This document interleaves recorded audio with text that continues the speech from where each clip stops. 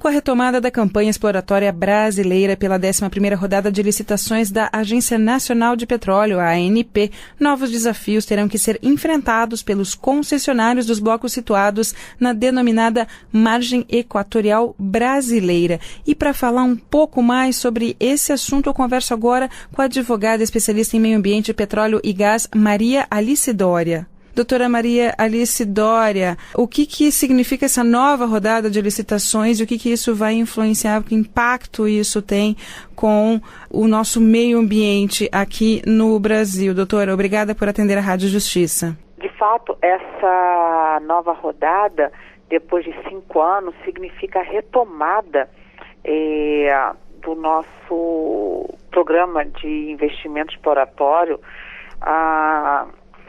depois de alguns problemas enfrentados por conta da questão dos royalties que demorou a ser definida. Na realidade, sobre a questão ambiental propriamente dita, representa diversos desafios, uma vez que foram ofertados pela ANP blocos em bacias que não foram objeto ainda de estudos ambientais por parte dos órgãos responsáveis, como, por exemplo, a margem equatorial, assim denominada pelo governo. No norte do Brasil existem muitos blocos com alto potencial de existência de óleo e de gás, mas também grandes desafios por estarem em águas muito profundas, em região de muitos ventos, ondas gigantes.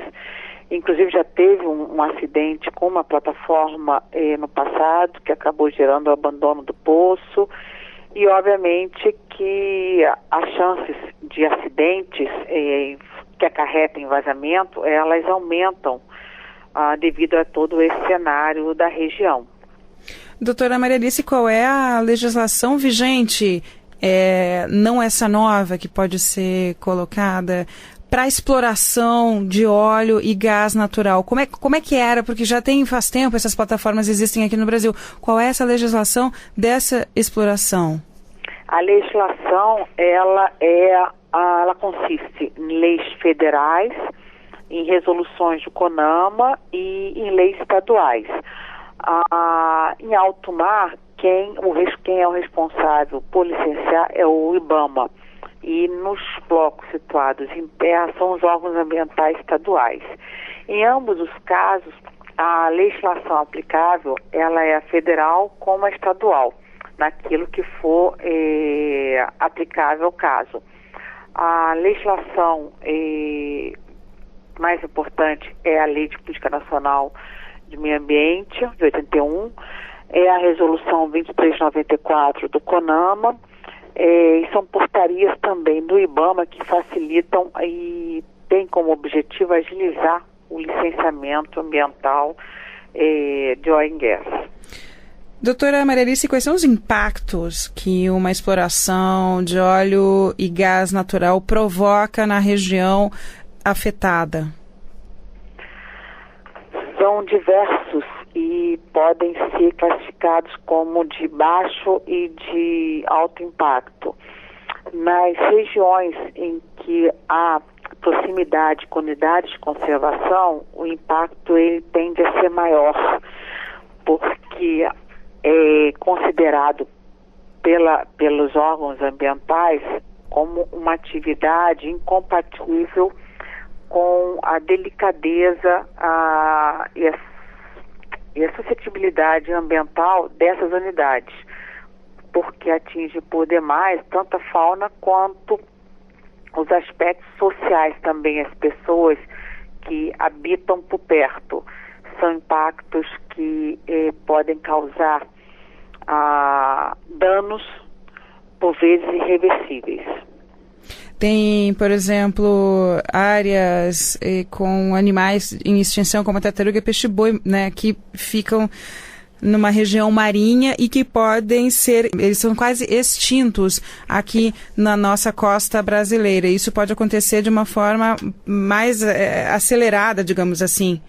Sim, se não houver os cuidados para mitigar os impactos que são inerentes da atividade, sim, isso pode acontecer, mas os órgãos ambientais, eles têm exigido, durante o processo de licenciamento, diversas medidas mitigadoras de impactos, justamente para evitar esse tipo de dano.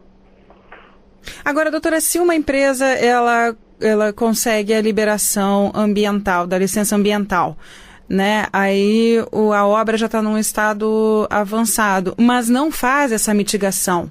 Ela pode ser suspensa?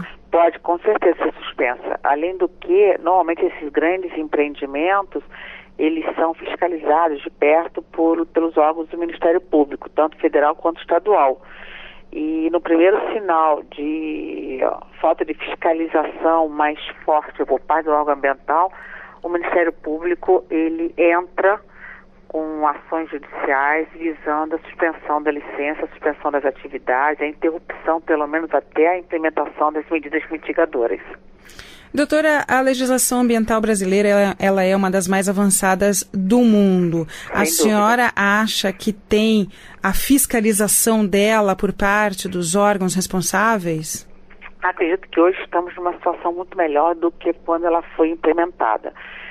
Os órgãos eles estão se capacitando cada vez mais, os desafios são grandes, a tecnologia ela tem ajudado muito também. E o Ministério Público ele tem se preparado mais até para ajudar nessa fiscalização. Então, não só os órgãos ambientais fiscalizam, mas também o Ministério Público e muito a própria sociedade, né? Como a gente tem visto. No caso, voltando à exploração do óleo e do gás natural em alto mar, doutora, no caso da margem equatorial brasileira, ele faz fronteira com outros países. Isso. Né? Como é que funciona a disputa pela exploração? Porque quando é uma área marítima, né, você tem... como faz essa delimitação para que não aconteça nenhum conflito internacional? Digamos assim, até hoje o Brasil não teve nenhum, né? Isso. Aparentemente não haverá. Mas como é que funciona esse processo, já que são né, a linha de divisão dentro do mar ela é um pouco difícil de ser feita? Isso é uma questão de direito internacional. Existe o limite da plataforma continental, as 200 mil milhas da costa. Então, com relação à localização desses blocos e bacias, eu acredito que não vai haver conflito internacional. O que pode acontecer é no caso de um eventual vazamento, devido a ser uma região de fortes correntes marítimas, o produto desse vazamento chegue à costa desses outros países. E aí sim, esses países vão exigir, obviamente, que o Brasil ele limpe e tome todas as medidas de remediação daquele dano, não só em suas águas territoriais, mas também nas águas desses outros países, atendendo eventual legislação aplicável nesses países.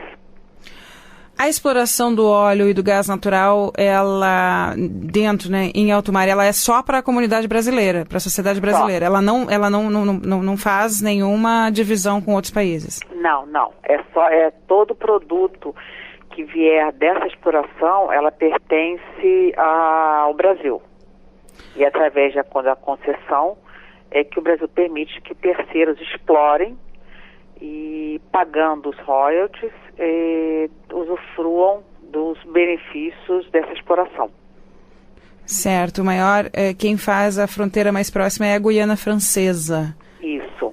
Que fica ali no lado do Amapá. Lá no Amapá, onde passa a linha do Equador, passa bem ali mesmo, né? Exatamente. É uma região de muita turbulência, muitas correntes marinhas e ondas gigantes.